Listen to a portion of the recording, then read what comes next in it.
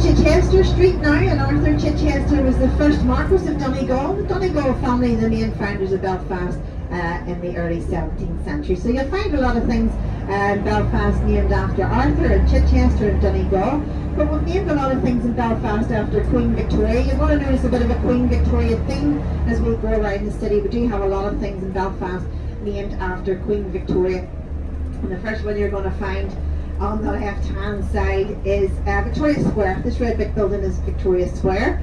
If you have any money to spend, they'll be happy to see you here in Victoria Square because it contains a number of designer shops. There is some restaurants and a cinema in it as well. So say if you have any money to spend, they'll be happy to see you here in Victoria Square. And then we're going to turn into Victoria Street.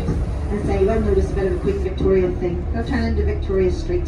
And ahead of you you're going to see Belfast answer to the Leaning Tower of Pisa, and this is the Albert Clock.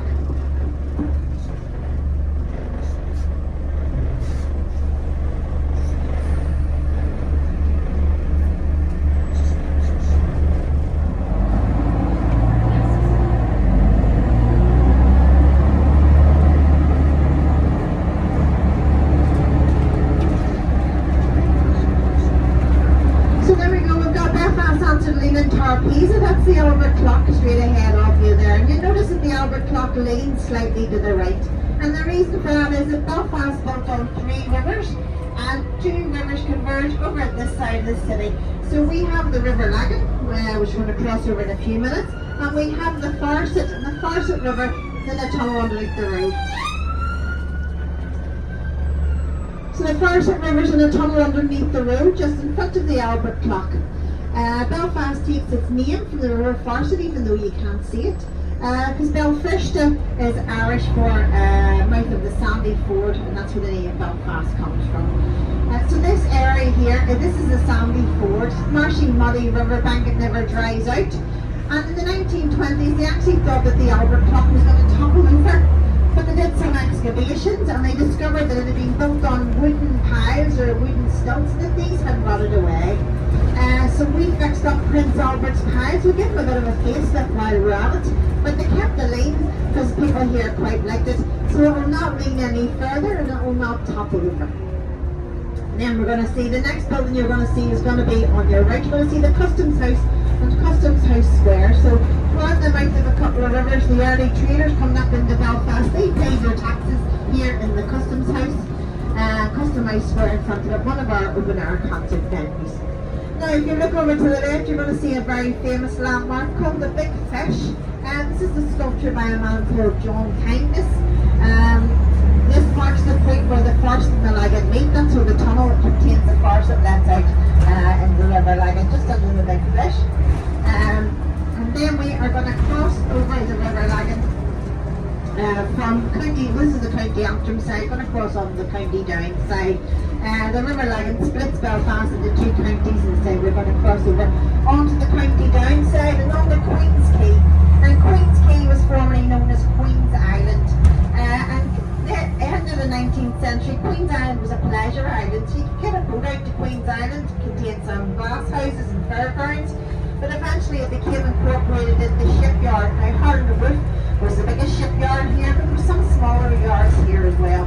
And I still call this area Queen's Island, even though you can see it's not an island anymore. Next up's going to be stop number 2 for the SSC Arena, the Odyssey Plaza in W5. Anybody for stop number 2, stamp your foot or ring the bell. That's the Odyssey just in front of you. It contains a number of restaurants. There is a cinema and bowling alley, and the SSC Arena to the side of it there is another of our concert venues, and this is the home of our ice hockey team. So this was built a couple of years after the peace process here, and it was felt that we needed a sporting team which would bring the 2 communities here together.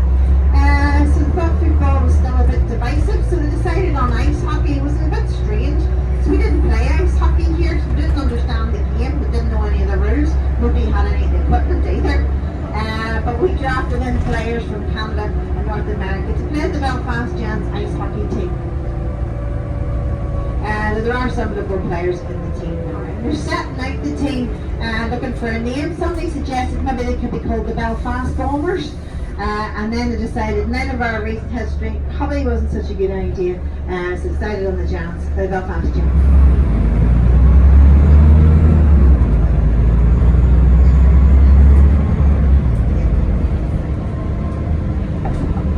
So coming up on your, well, if you look straight ahead, you'll see Belfast, the home of our current Parliament, Stormont there, that big white building.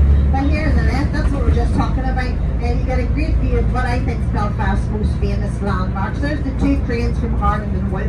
And if we go this way, you get an idea of the size and scale of them. You can see them from practically wherever you are in the city. We're in East Belfast now. I come from East Belfast.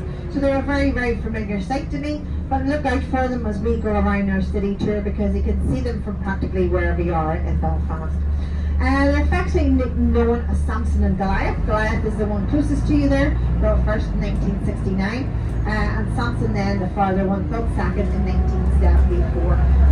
And we're going into what would have been the original gates to the Harland and Wolff shipyards. This area was all Harland and Wolff shipyard.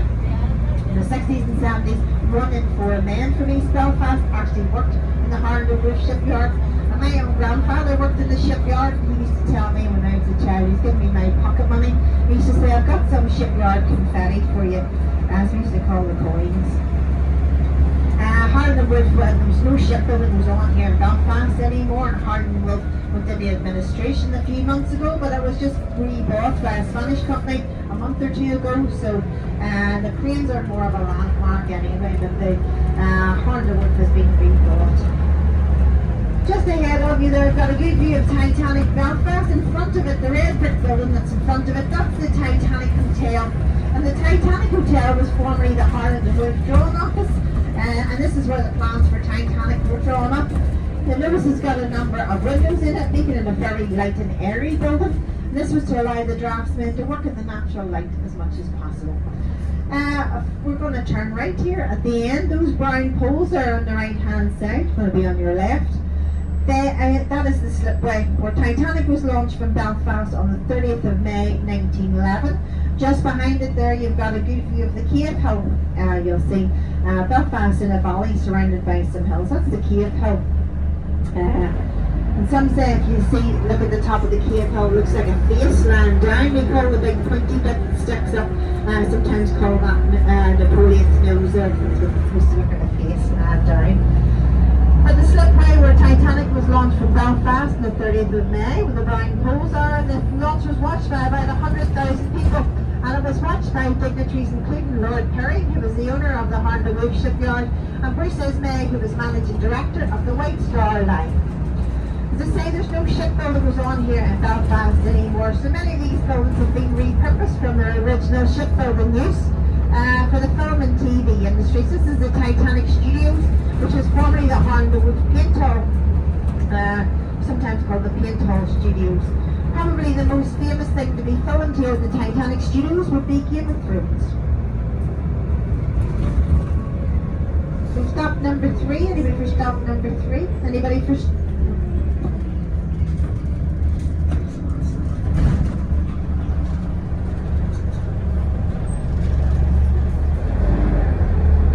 So next up then, stop number 4 for HMS Caroline, the Titanic Dock, Titanic Distillery and Pump House. Anybody for stop number 4? Stop your feet to ring the bell.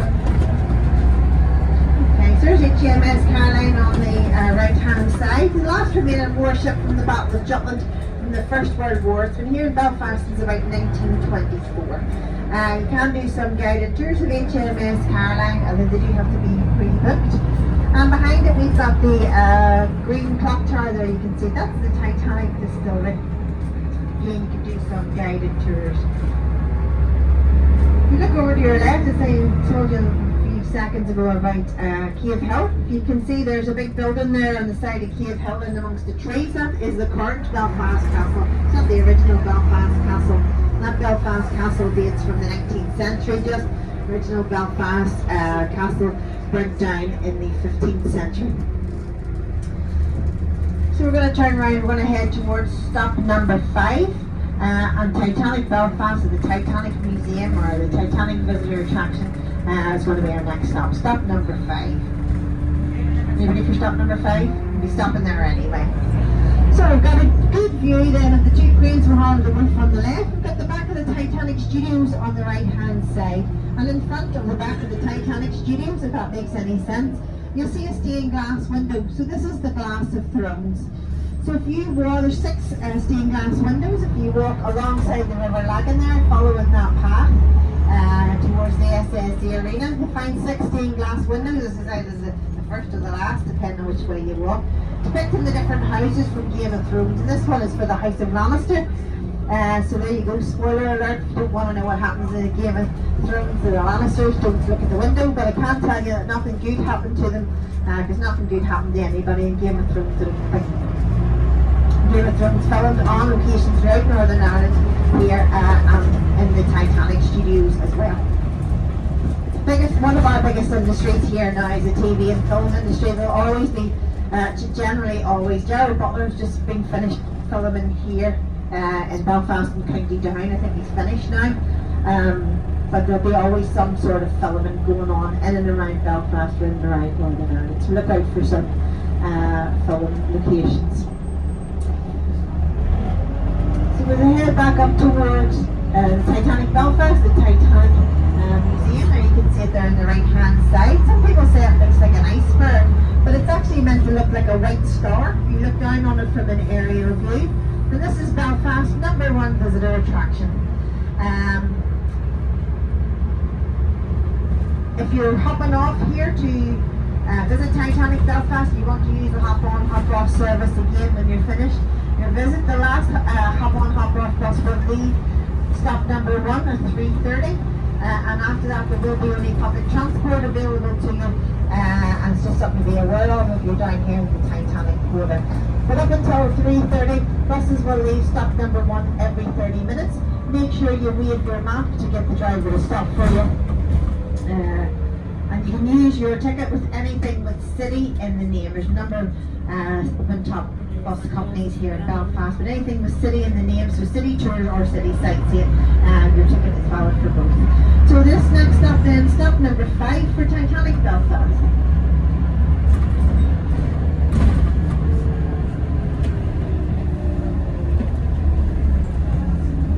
Your driver's name is Dylan. You've joined us at stop number 5. And our next stop then is going to be stop number 6 for St George's Market. I think the market might be closed. It closes about 2 o'clock on a Friday. So it does. So I think it might be closed or close enough anyway. But if you're here tomorrow, genuinely worth a visit to it down to St George's Market. So we've got the SS Nomadic there, we're just passed on the right hand side. We're still in the Titanic quarter. And we've got a little saying about Titanic, which always makes me laugh, because we'll tell you that it was alright when it left here. But if you didn't know the story of Titanic, on the 14th of April 1912, Titanic was on its maiden voyage. It was about 3 days into the maiden voyage, and about 600 miles off the coast of Nova Scotia. It was on its way to New York when it struck an iceberg. And the iceberg punctured 5 of the watertight compartments in the bow, and the ship started to sink. So by 2:20 in the morning of the 15th of April 1912, the ship was entirely submerged underneath the water, and over 1,500 people had lost their lives. If you remember me telling you about Bruce Ismay being the managing director of the White Star Line, and White Star were the owners of Titanic, he watched the ship leaving Belfast. He watched the ship leave Belfast for the sea trials, and he was also on the Titanic's maiden voyage. Now, when the ship was here in Belfast, Bruce Ismay was apparently a stickler for detail, and he personally checked all the equipment that was on board Titanic, and he checked all the beds, and he checked all the livings. The livings were all made here in Belfast as well. But when he was overseeing the design of the ship, he decided to reduce the number of lifeboats from 48 down to 20, as he felt it spoiled the look from first class. And a first class ticket on board Titanic was equivalent of about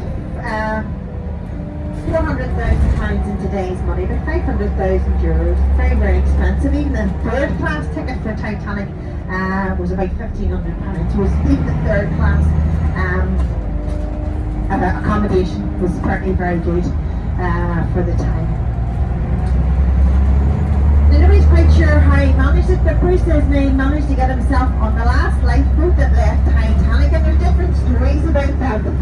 Some stories would say he paid to get on it, Some stories had said there was a space and he just got on, but he got himself on nonetheless. Now, unfortunately, he paid for it for the rest of his life because he was castigated in the newspapers. They felt he hadn't followed the women and children first through, and he ended up a virtual recluse, living out the rest of his days in Connemara here in Ireland. Wife and children said he'd never speak about Titanic ever again. He felt so bad about everything that had happened. Now over on the left hand side we have the sculpture's called the Beacon of Hope, and the lady stands on top of a globe of the word. She's holding out a beacon or a ring of hope, and if you look closely at the globe there, you'll be able to see all the places where the people from Belfast have emigrated to or exported to. We have a few different names for some people call her the thing with the ring, some people call her Janet.